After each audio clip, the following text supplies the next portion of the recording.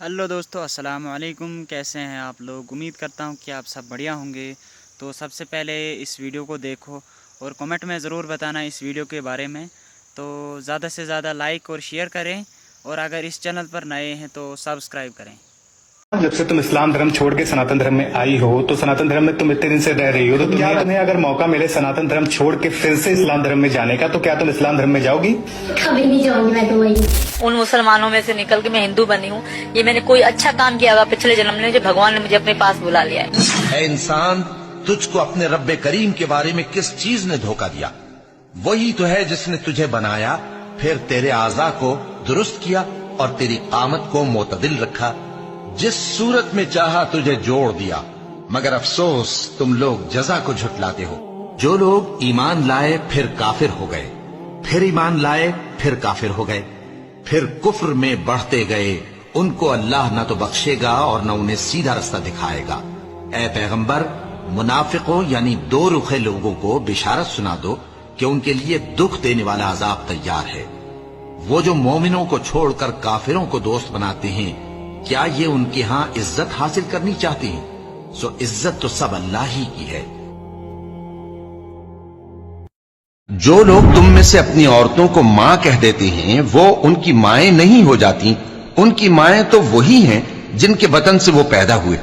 बेशक वो नामाकूल और झूठी बात कहते हैं।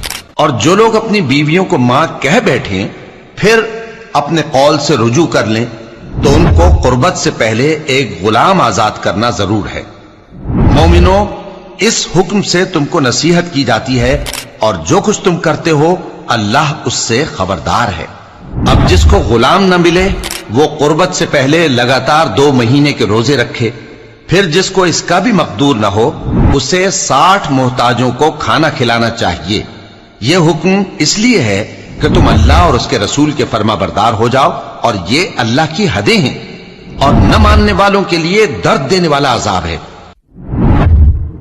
अगर इनके लिए 70 दफा भी बख्शिश मांगोगे तो भी अल्लाह इनको नहीं बख्शेगा। ये इसलिए कि इन्होंने अल्लाह और उसके रसूल से कुफ्र किया, और अल्लाह नाफरमान लोगों को हिदायत नहीं देता। काश तुम इनको उस वक्त देखो जब ये दोज़ख के किनारे खड़े किए जाएंगे और कहेंगे कि ऐ काश हम फिर दुनिया में लौटा दिए जाएं, ताकि अपने परवरदिगार की आयतों की तकजीब न करें और मोमिन हो जाएं।